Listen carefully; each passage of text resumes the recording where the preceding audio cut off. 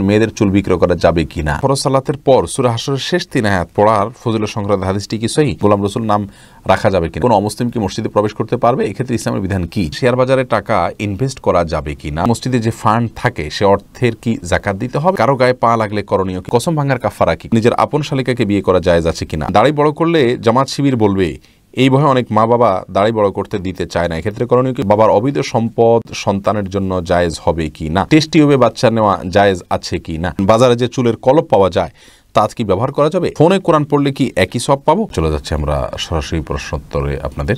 সর্বপ্রথম যে প্রশ্নটি আমি দেখতে পাচ্ছি, গোলাম রসুল জানতেছেন গোলাম রসুল নাম রাখা যাবে কিনা? না, গোলাম রসুল নাম রাখা যাবে না।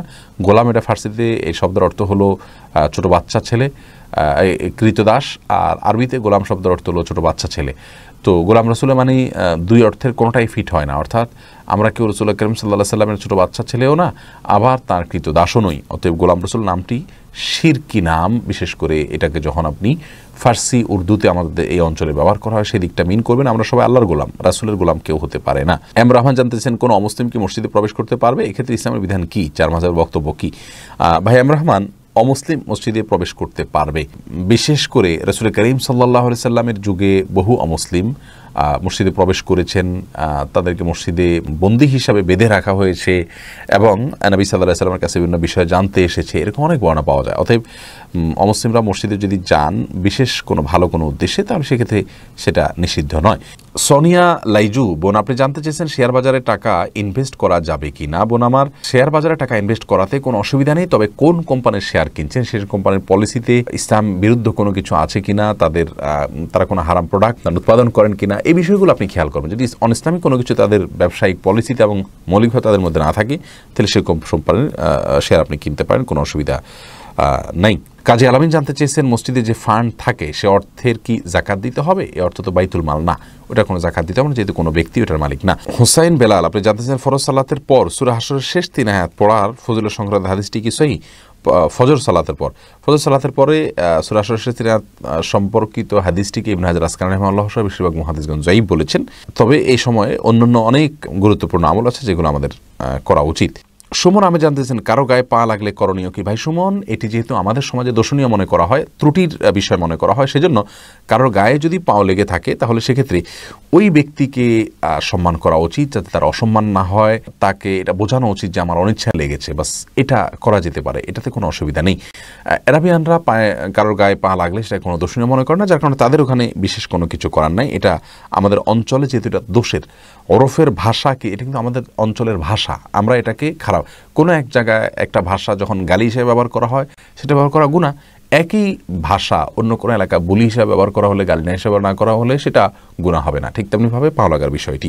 নাহিদুল ইসলাম জানতে চেয়েছেন কসম ভাঙার কাফারা কি? কসম ভাঙার কাফারা হলো ভাই 3টা রোজা রাখবেন অথবা 10 জন মিসকিনকে খাদ্য দিবেন, দুইটা যে কোনো একটা করবেন। সাদুল ইসলাম জানতেছেন নিজের আপন শালিকাকে বিয়ে করা জায়েজ আছে কিনা? আপনার স্ত্রী যদি মারা গিয়ে থাকে অথবা তাকে তালাক দিয়ে থাকেন তাহলে সেক্ষেত্রে আপনি আপন শালিকাকে বিয়ে করতে পারবেন।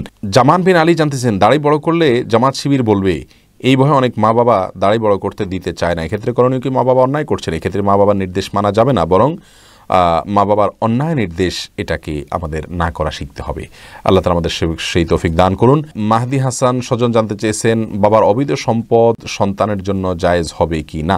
দেখুন, বাবার যদি অবৈধ সম্পদ উপার্জন করেন, অন্যের টাকা মেরে এনেছেন, এরকম হারাম লিআইনিহি হয়, সরাসরি হারাম জানেন, তাহলে সেটা আপনার জন্য ভোগ করা কোনো সাথে জায়েজ নাই। আর যদি হারাম লিগাইরই হয় তাহলে সেক্ষেত্রে শেখ মুহাম্মদ সাল্লাল্লাহু আলাইহি ওয়াসাল্লাম হাফিজাহুল্লাহ সৌদি আরবের ইসলামিকের তিনি এটাকে জায়েজ বলেছেন। হারাম লিআইনিহি আর লিগাইরের মধ্যে পার্থক্য হলো, আপনি জানেন একজনের টাকা উনি চুরি করে আনছেন নির্দিষ্ট করে, এটা হলো হারাম লিআইনিহি। আপনি জানেন শুকরের গোশত নিয়ে আসছে, এটা হারাম লিআইনিহি। হারাম লিগাইরি মানে হলো পদ্ধতির কারণে হারাম হয়েছে, যেমন সুদ ঘুষের কারবার করে তিনি করেছেন, এই টাইপের যদি হয় তাহলে এটা পদ্ধতির কারণে হারাম হয়েছে, মূলগতভাবে টাকাটা হারাম নয়। এই লিগাইরিটা ভক্ষণ করা সন্তানের জন্য জায়েজ বলেছেন শেখ মুহাম্মদ সাল্লাল্লাহু আলাইহি ওয়াসাল্লাম হাফিজাল্লাহ, তবে এগুলোকেও অ্যাভয়েড করতে পারলে সেটা ভালো। মোস্তফা হুসাইন জানতে চেয়েছেন টেস্ট টিউবে বাচ্চা নেওয়া জায়েজ আছে কি না? টেস্ট টিউবে বাচ্চা নেওয়া জায়েজ আছে অনেক শর্ত সাপেক্ষে, যদি বিকল্প কোনো নর্মাল উপায় না হয় এবং স্বামী স্ত্রী তাদেরই শুক্রাণু ডিম্বাণু নেওয়া হয়, অন্য কারোরটা না নেওয়া হয়, এবং আরও অনেক শর্ত আছে, সেগুলো শর্ত সাপেক্ষে টেস্ট টিউবে বাচ্চা নেওয়া জায়েজ আছে।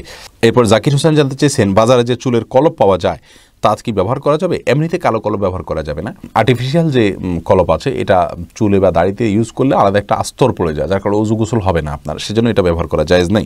ন্যাচারাল হলে সেটি ভিন্ন বিষয়। তেল ব্যবহার করা যাবে কি না যাবে, চুলে ইয়েতে তেল ব্যবহারতে কোনো অসুবিধা নেই। ফোনে কোরআন পড়লে কি একই সব পাবো?